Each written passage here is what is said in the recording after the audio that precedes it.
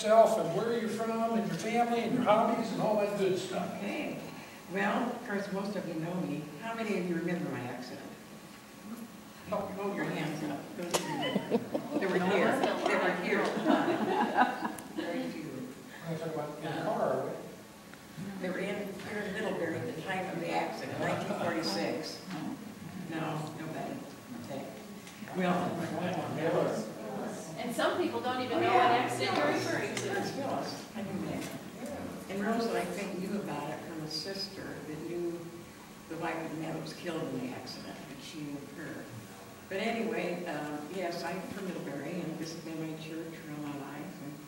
And I'm happy to have my 3 daughters here tonight. This is a surprise. I didn't know they were coming. And we live here in Middlebury. We live on the golf course. And of course, we have the hardware store in Middlebury. And Carl Page is our son-in-law, and he runs the store for us. And this is the only place I've ever lived, except in the winter when we go down to Florida. We're down there 6 months and up here 6. And let's see what else I need to say. We have 2 great-grandchildren out in San Francisco and 5 grandchildren. And what else would you do? Well, I got to tell you, I'm going to rattle on her here a little bit. I'm going to speak into that real good. Okay. But one of the things that she can do is make a mean pan of brownies. Oh, I love the bake. I love the bake. Yeah. I don't like having them around, so I bring them up here. What are your hobbies, Jerry? Pardon? What are your Oh, hobbies? I love to, I've always sewed. I love to sew. I don't so much anymore. But I used to sew for my girls. And I crochet a lot. And that's one of the blessings that came from the accident. I was going to mention that too, that I had my hand crushed. It was so bad that I couldn't use it for years. But I learned to crochet. And that was therapy that I didn't even know I was having. And in those days, we didn't have therapy like I do now. So the crocheting is what helped me get my hand limbered up. And I crocheted. And I go out to Boys and Girls Club once a week and crochet with the kids out there. So that was one of the blessings that came from the accident. And there are others too, I'll mention after a while. What kind of work did you do before you retired?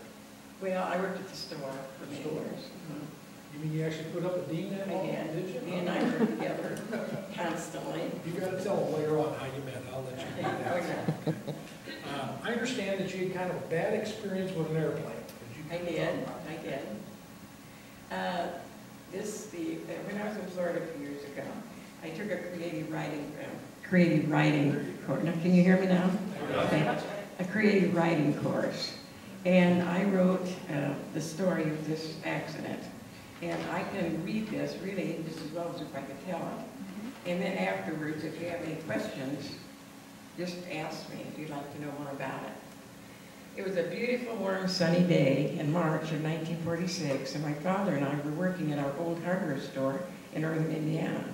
We loved to be in our old store with its wood floors that we oiled every so often to keep the floor clean and settle the dust. The ladder that moved on a track in order to get the merchandise off the shelves went to the ceiling. The store also had a balcony that it has to this day. Back then, there were horse collars hanging from the railing. It was a nice Wednesday afternoon, and a friend of my father's came in the store and asked him if he would like to take a ride in his airplane.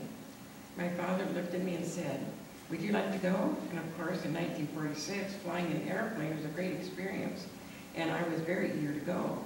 So I rode with his friend to the airport to get the plane, and my father and sister went to the field 2 miles north of town where we were to land.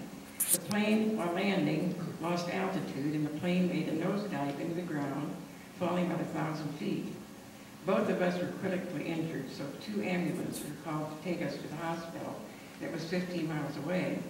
I was bleeding very badly with many injuries, mostly broken bones and severe cuts and gashes, so I was taken to the hospital in the first ambulance.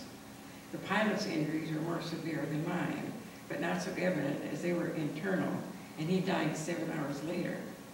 If this accident would have happened today, we would have been airlifted to the nearest trauma center.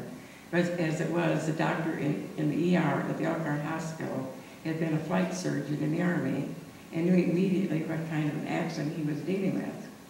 He told my parents he would give me 1 in 100 chances to live. Prayers went up immediately, and God was good to me. The 9 weeks I was in the hospital was a time of surgeries and discomfort, but also full of blessings. The caring friends and family were at my side constantly to encourage me and give me comfort. With both feet severely injured and a broken leg, I was confined to bed in a wheelchair all summer, but in 7 months I learned to walk again.